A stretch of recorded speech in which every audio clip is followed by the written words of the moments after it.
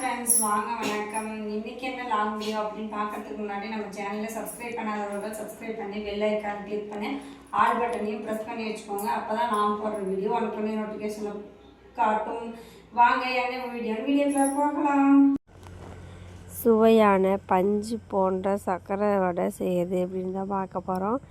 எங்கள் ஏரியா பக்கம் சர்க்கரை வடை இல்லைன்னா சர்க்கரை கஷாயம் அப்படின்னு தான் சொல்லுவாங்க. நீங்கள் என்ன சொல்லுவீங்க அப்படின்னு சொல்லுங்கள். ஒரு பாத்திரம் எடுத்துக்கிட்டு அதில் வந்து 1/2 கிலோ ரவை வந்து நம்ம கொட்டிக்கலாங்க. நல்லா கம்பெனி ரவையாக தான் நான் வாங்கியிருக்கேங்க. ரவை வந்து எந்த அளவுக்கு ஊறுதோ அந்த அளவுக்கு தான் சர்க்கரை வடை வந்து நல்லா சாஃப்டாக வருங்க, உப்பி ஊறி வரும். பாருங்கள், இந்த அளவுக்கு கொட்டிட்டு தண்ணி வந்து ரவைக்கு மேலே கொஞ்சம் இருக்கிற அளவுக்கு நான் வந்து தண்ணி ஊற்றி ஊற வச்சுக்கிறேங்க. ஒரு 1/2 மணி நேரம் தண்ணி ரவை வந்து நல்லா தண்ணியை உறிஞ்சும். கொஞ்சம் நம்ம மேலே வரல ஊற்றி வச்சோமா அப்புறமா நம்ம திறந்து பார்த்தோமா தண்ணி வந்து இருக்காது, எல்லாத்தையுமே உறிஞ்சிக்கும். பாருங்கள், இந்த அளவுக்கு வந்து தண்ணி ஊற்றிட்டு இப்போ வந்து நம்ம தட்டு போட்டு மூடி வச்சிடலாம். இப்போ வந்து 1/2 மணி நேரம் ஆயிடுச்சுங்க. தேவையான அளவு உப்பு பாருங்கள், இந்த அளவுக்கு வந்து நல்லா மசிஞ்சிருக்கு, நல்லா ஊறி இருக்குது. இப்போ வந்து உப்பு போட்டுட்டு மைதா மாவு, அதுவும் 1/2 கிலோ தாங்க எடுத்திருக்கேன். மைதா மாவையும் நம்ம கொட்டிக்கலாம். இதுக்கிடையில் கொஞ்சம் சோடாப்பு சேர்த்துக்கிட்டேங்க. இந்த அளவுக்கு இருக்குது.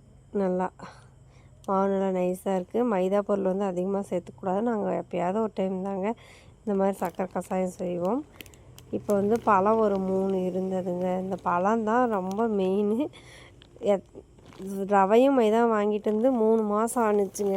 பழம்லாம் சுடவே இல்லை. பழம் வாங்கிட்டு வந்து வச்சாலும் நாங்களே எல்லாம் சாப்பிட்ருவோம். இன்றைக்கி சரி இந்த பழம் இருக்குதுல்ல செஞ்சிடலாம் அப்படின்னு சொல்லிட்டு செஞ்சுட்டோம். பழத்தை பாதுகாத்து வச்சு இந்த சர்க்கரை வடை செய்யங்காட்டியும் பெரிய பாடாகிடுது.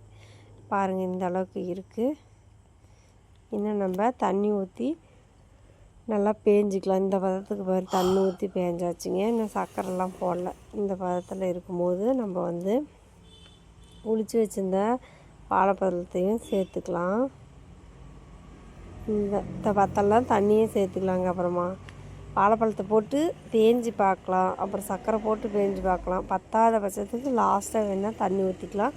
அதே தண்ணி சரியாக இருக்கும்னு நினைக்கிறேன். பழம் வந்து நல்லா கனிஞ்ச பழமாக இருந்தால் தான் நல்லாயிருக்கும். நல்லா மாவோடு நல்லா உதிரியாகி நல்லா வரும். இப்போ வந்து சர்க்கரை போட்டுக்கிட்டேங்க. நான் வந்து 1 கிலோ ரேஷனில் வாங்கிட்டு வந்த சர்க்கரையை அப்படியே சேர்த்தாச்சு. இந்த அளவுக்கு பதம் இருக்குது பாருங்கள். தண்ணி பதம் வந்து இந்த அளவுக்கு இருக்குது. 1 கிலோ சர்க்கரை, 1 கிலோ மாவுக்கு 1 கிலோ சர்க்கரை போட்டாச்சுங்க. அப்போ தான் நல்லா இனிப்பாக இருந்தால் தான் நல்லாயிருக்கும். இந்த அளவுக்கு இருக்குது பாருங்கள். பழமும் சர்க்கரையும் போட்டு பேஞ்ச விட்டு நம்மளோட சர்க்கரை போண்டா கரைசல் வந்து இந்த அளவுக்கு தயாராகி இருக்குது. ரொம்ப வந்து கெட்டியாக இருந்தாலும் வடை வந்து சாப்பிட்டா வராது. இப்போ வந்து ஸ்டவ் அடுப்பை பற்ற வச்சுக்கலாங்க. பான் சட்டி வச்சுக்கிட்டு இன்றைக்கி நான் யூஸ் பண்ணுற எண்ணெய் என்னென்னு பார்த்தீங்களா, ரேஷனில் கொடுத்த எண்ணெய் தாங்க. இப்போ எண்ணெய் நல்லா சூடானதுமே நம்ம சர்க்கரை போண்டாவை குட்டி குட்டியாக போட்டு எடுக்கலாம். பாருங்கள், இந்த மாதிரி விட்டுக்கிட்டோம். அது வந்து ஒன்றோட ஒன்று ஒட்டிக்குது எல்லாம். இது சர்க்கரை போண்டா வந்து நல்லா புஷ்டியாக தாங்க வருது. ஆனால் கொஞ்சம் வந்து பாருங்கள், இந்த ஷேப்பில் உருண்டையாக வராமல் கொஞ்சம் தட்டை சைஸில் வருது. இப்போ போட்டு நல்லா 2 பக்கமும் திருப்பி போட்டு எடுத்தால் சர்க்கரை போண்டா ரெடிங்க. இது வந்து 2வது அடைசல். எப்படி இது பாருங்கள், எண்ணெய்லாம் அவ்வளோக்கு குடிக்கலைங்க, ஆரமாக தான் எண்ணெய் குடிச்சிச்சு. இப்போ வந்து நம்ம சர்க்கரை போண்டா வந்து ரெடி ஆகிடுச்சு. இந்த அளவுக்கு நல்லா சாஃப்டாக இருக்குங்க. இது வந்து நம்ம +2ல் வந்து அமீபா பொம்மை வந்துச்சு. அந்த மாதிரி வந்து இதுக்கு உருவம் வந்து இந்த உருவம் தான் சொல்ல முடியாது. அது ஒவ்வொரு வாக்கில் இருக்குது. இதுக்கு உருவம் வந்து பல உருவம் அப்படின்னு வச்சுக்கலாம். தப்பையாக இருக்குது, உருண்டையாக இருக்குது, வாலாக இருக்குது, எப்படியோ போயிருக்கு. சரி, ஆனால் வடை வந்து நல்லா சாப்பிட்டா தாங்க. பாருங்கள், இந்த அளவுக்கு நல்லா சாப்பிட்டா வந்துருந்தது. அது ஒரு சந்தோஷங்க. யார் யாருக்கெல்லாம் சர்க்கரை வடை ரொம்ப பிடிக்கும் அப்படின்னு சொல்லுங்கள். பாருங்கள், உள்ளாரையும் நல்லா வெந்து வந்திருக்கா. சர்க்கரை வடை ஓரளவுக்கு செஞ்சுருவோங்க. நீங்களும் உங்கள் வீட்டில் செஞ்சு பாருங்கள். இதே மெத்தையெல்லாம் செஞ்சு பாருங்கள். சர்க்கரை போண்டா எப்படி இருக்குது? லட்டுவுக்கு சர்க்கரை போண்டான்னா ரொம்ப ரொம்ப பிடிக்குங்க. அவனுக்கு பிடிச்ச ஸ்நாக்ஸில் சர்க்கரை போண்டாவும் ஒன்று. சரி, லீவில் இருக்காங்க, சுட்டு தந்தால் நல்லா விரும்பி சாப்பிடுவாங்க அப்படின்னு சொல்லிட்டு சுட்டாச்சு. நல்லா இருக்கப்பட்டோ? வாங்க சாப்பிட்லான்னு சொல்லு.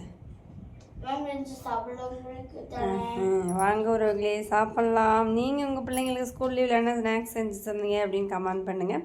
வீடியோ பிடிச்சிருந்தா லைக் பண்ணி ஷேர் பண்ணி சப்ஸ்கிரைப் பண்ணி சப்போர்ட் பண்ணுங்கள். பாய்.